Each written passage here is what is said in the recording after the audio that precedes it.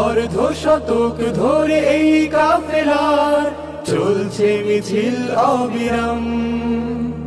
প্রতিটি সবুজ ঘাসে লেগে আছে আহা শহীদের রক্ত ও ঘাম। গড়তে সোনার এক সুখী পরিবেশ, গড়তে সোনার এক সুখী পরিবেশ, রেখে গেল যারা অবদান। এসো গাই একতার গান, এসো গাই একতার গান, এসো গাই একতার গান।